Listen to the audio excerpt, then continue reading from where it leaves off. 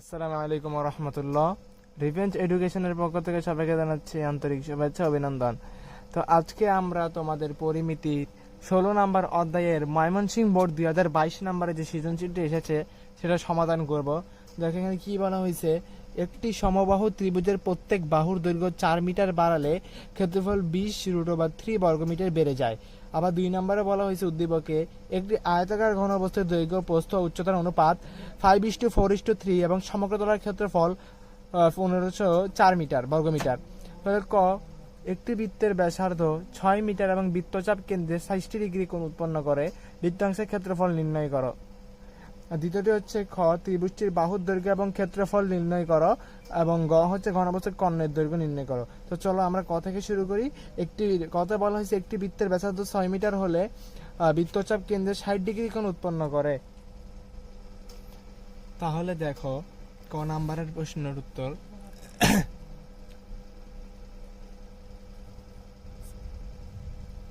ক নম্বরে যে প্রশ্নের উত্তরটি আসে এটা হচ্ছে একটি বৃত্তের ব্যাসার্ধ 6 সেন্টিমিটার। তাহলে বৃত্তের ব্যাসার্ধ সমান আমরা কি জানি, আর আর সমান 6 মিটার। তারপর বৃত্তের চাপের কেন্দ্রে 60 ডিগ্রি কোণ উৎপন্ন করে, তার মানে থিটা ইকুয়াল টু 60 ডিগ্রি। দেখো যখন এরকম থিটার মান দেওয়া থাকবে আর বৃত্তাংশের ক্ষেত্রফল চাইবে, তখন সূত্রটা হচ্ছে গিয়ে theta by 360 degree into pi R square. তাহলে আমরা এখানে থিটার মানও জানি, আর এর মানও জানি, আর পাই এর মান তো 3.1416 এবং নিচে 360 ডিগ্রি তো দেওয়াই আছে। তাহলে আমরা লিখতে পারি বৃত্তাংশের ক্ষেত্রফল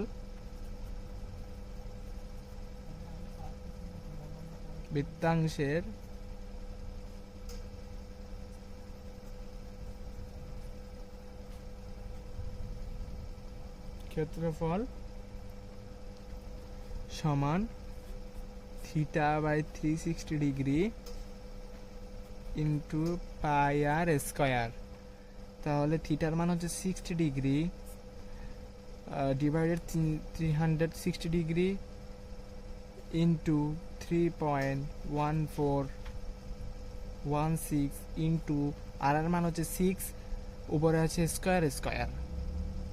তাহলে দেখো এটা আমরা ক্যালকুলেশন করি। এটা ক্যালকুলেশন করার পর আমরা এই মানটি পাবো। ক্যালকুলেশন করার পর 18.8496 বর্গমিটার। আশা করি তোমরা ক্যালকুলেশন করতে পারো, এটা আমি দেখালাম না। তাহলে এটি হচ্ছে আমার ক নাম্বারের উত্তর। তো দেখো যে খ নাম্বারে যে প্রশ্নটি আছে, একটি আয়তাকার ঘনবস্তুর দৈর্ঘ্য প্রস্থ ও উচ্চতার অনুপাত খ নাম্বার তো এটা না, খ নাম্বারটা হচ্ছে ত্রিভুজটির বাহুর দৈর্ঘ্য এবং ক্ষেত্রফল নির্ণয় করো।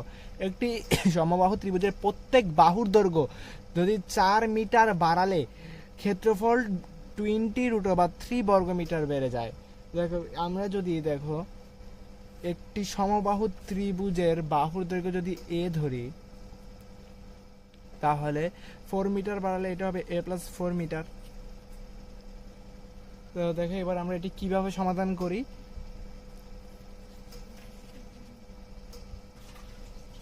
মনে করি, দেখো খ নাম্বারটা আমরা লিখি, আমি শর্টকাটে করে দিই তোমাদেরকে। মনে করি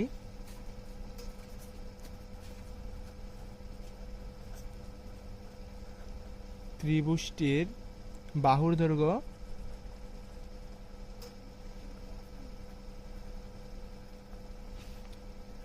এ মিটার। তো সমবাহু ত্রিভুজের ক্ষেত্রফল সম্পর্কে আমরা কি জানি? তাহলে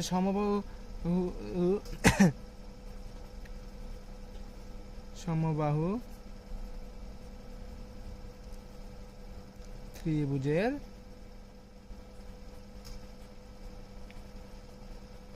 ক্ষেত্রফল সমান √3/4a²। এখন আমরা যদি 4 মিটার বাড়াই, তাহলে দেখো 4 মিটার বাড়ালে সমবাহু ত্রিভুজের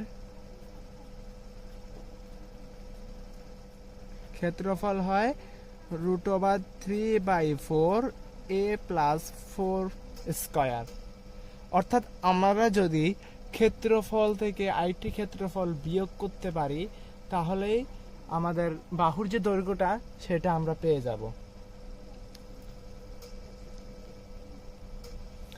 তাহলে আমরা বলতে পারি প্রশ্ন মতে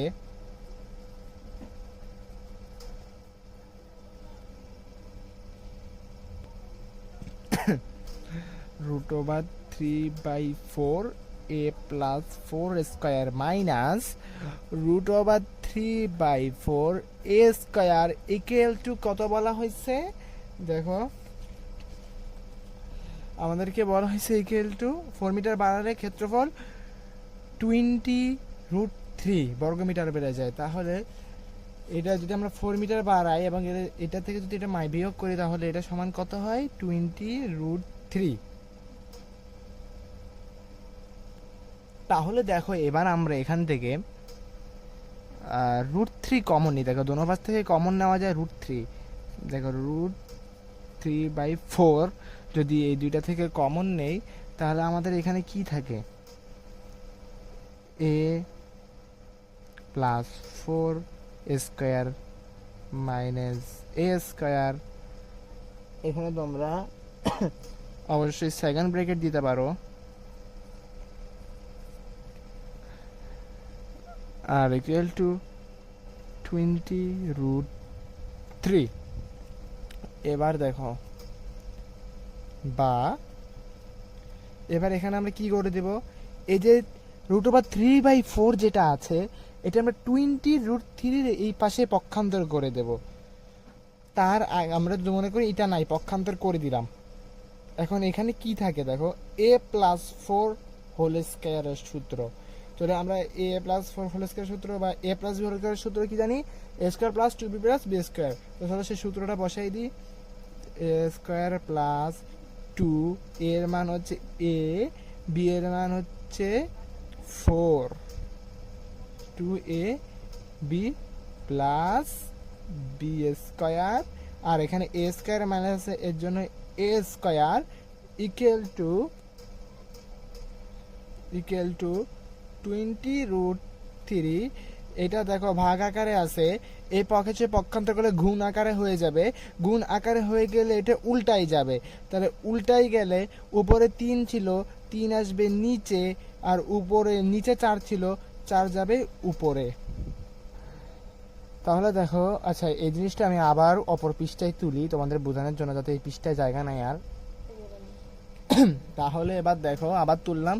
তাহলে এখানে আমরা যদি সমীকরণটি করি, দেখো a² + 2ab, a² দেখো এগুলো দিয়ে গুণ আকারে আছে, 2 গুণ আকারে আছে, এও গুণ আকারে আছে, 4ও গুণ আকারে আছে। তাহলে 4 দুগুণে 8, আর এই এর a প্লাস 4 এর উপরে a² হলে 16 মাইনাস a² ইকুয়াল টু দেখো √3 কাটা 4 20 80।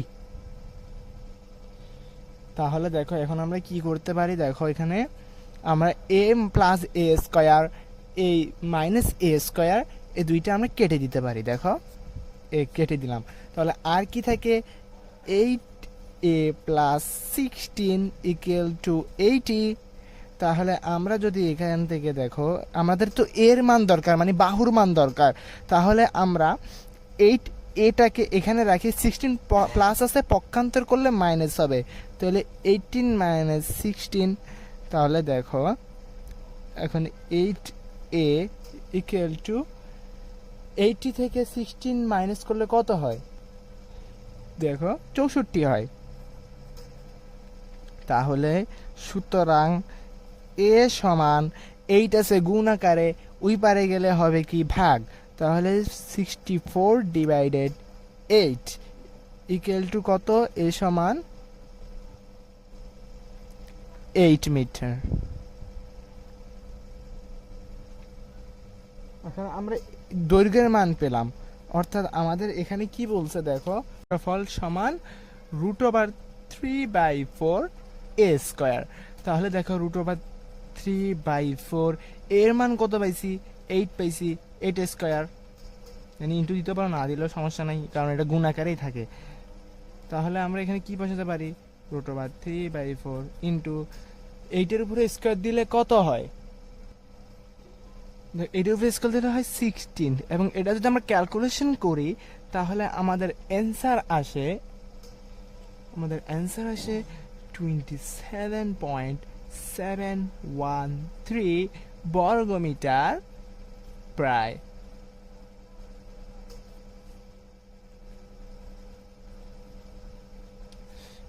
দেখো এই অঙ্কটা একদমই সোজা। তোমরা আশা করি এই খ নাম্বার যে প্রশ্নটা আছে, এরকম টাইপের প্রচুর অঙ্ক আসে। এটা হচ্ছে প্রথমের ক্ষেত্রফল থেকে, মানে সরি, নতুন ক্ষেত্রফল থেকে প্রথমের ক্ষেত্রফলটা বিয়োগ করে মান নির্ণয় করে তারপর মান বসিয়ে এরপর অ্যান্সার হয়ে যায়। আসলে লাস্টের দিকে যেটা বলে, যেমন ক্ষেত্রফল নির্ণয়, কোন সময় বাহুর দৈর্ঘ্য নির্ণয়, কোন সময় পরিসীমা নির্ণয় ইত্যাদি, এরকম অনেক ধরনের অঙ্ক থাকে। তো চলো আমরা গ নাম্বার সমাধান করা যাক। দেখো ঘ নাম্বারে বলছে ঘনবস্তুটির কর্ণের দৈর্ঘ্য নির্ণয় করো। ঘনবস্তুটির কর্ণের দৈর্ঘ্য বলতে দেখো এখানে বোঝাইছে একটি আয়তাকার ঘনবস্তুর দৈর্ঘ্য, প্রস্থ ও উচ্চতার অনুপাত 5:4:3 এবং এর সমগ্র তলের ক্ষেত্রফল 1504 বর্গমিটার।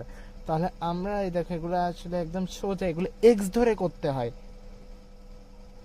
এখানে যেমনি দেখো প্রথমেই বলছে দৈর্ঘ্য, প্রস্থ, উচ্চতা, তার মানে বোঝাচ্ছে দৈর্ঘ্য সমান 5, প্রস্থ সমান 4, উচ্চতা সমান 3। তাহলে আমরা এইটাই লিখি, চলো। দেখো গ নাম্বার, ধরি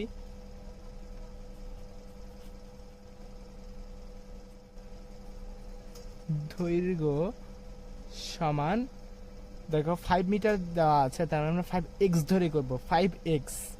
প্রস্থ সমান, দেখো প্রস্থ সমান কত বলছে, প্রস্থ সমান 4 বলছে, তাহলে প্রস্থ সমান 4x এবং উচ্চতা সমান 3 বলছে, উচ্চতা সমান 3x।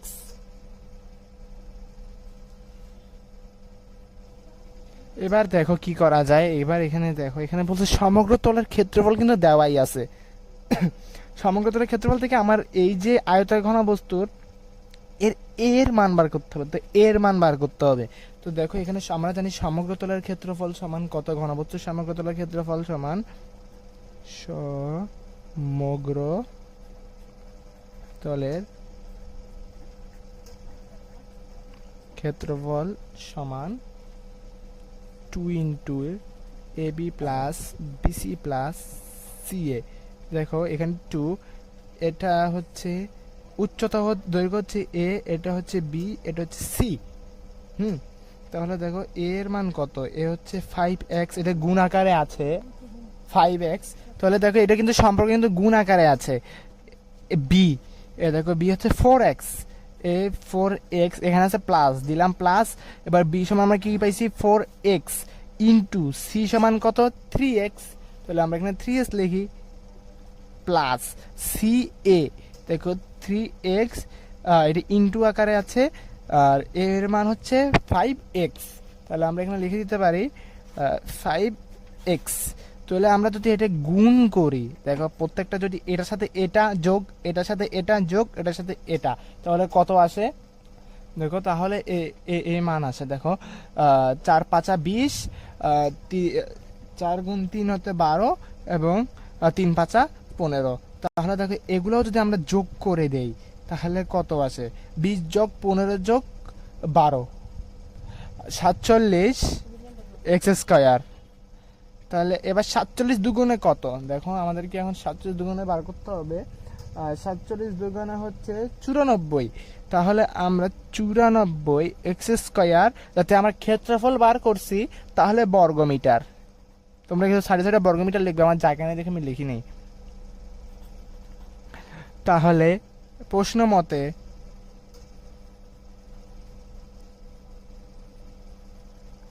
প্রশ্ন মতে। দেখো এখানে কি বলা আছে, দেখো সমগ্রতলের ক্ষেত্রফল কিন্তু দেওয়াই আছে 1504 বর্গমিটার। তাহলে আমরা কি লিখতে পারি, দেখো সমগ্রতলের ক্ষেত্রফল আমরা কি পাইছি 94, আমাদের এক্স এর মান বা এর মান লাগবে। তাহলে আমরা এক্স ধরে করছি, যাতে এখানে আমরা এক্স স্কোয়ার সমান সমান 1504 বর্গমিটারটা তোমরা লিখলেও পারো, চলে বর্গমিটার আমি আসলে না লিখি, তোমরা লিখিও। তাহলে দেখো আমাদের এখানে এক্স এর মান লাগবে, তাহলে আমরা এখানে এক্স স্কোয়ার দিতে পারি। 94টা গুণ আকারে আছে, এটা আমরা পক্ষান্তর করলে ভাগ আকারে হয়ে যাবে। দেখো 1504 ডিভাইডেড 94। এবার দেখো আমরা এটাতে কততে পাই, আমরা তাহলে পাই হচ্ছে 16 বর্গমিটার। তাহলে আমরা এখন দেখো এখানে যে স্কোয়ার আছে, স্কোয়ারটা যদি পক্ষান্তর করে দেই, আমাদের তো এক্স এর মান লাগবে, এক্স স্কোয়ারের মান লাগবে না। তাহলে এক্স সমান √16 ইকুয়াল টু 4 মিটার। তাহলে আমরা দৈর্ঘ্যের, তাহলে আমরা এক্স এর মান পাইছি 4 মিটার। তাহলে দেখো এখানে দৈর্ঘ্য যদি 5x মিটার, আমি এই দেখো এখানে নিচে করতে পারতাম, অর্থাৎ নিচেই করি। দেখো দৈর্ঘ্য এ সমান 5x, তাহলে এক্স এর মান আমরা কি পাইছি 4 মিটার, তাহলে 5 × 4 তো ইকুয়াল টু আসে 20 মিটার। 20 মিটার। দেখো আবার প্রস্থের মান কত, প্রস্থ সমান আমরা পাইছি বি 4x, তাহলে বি সমান 4x, তাহলে 4 ইন্টু, আমরা অপর পৃষ্ঠায় করে লাইটের প্রবলেমের জন্য তোমাদের কাছে দুঃখিত।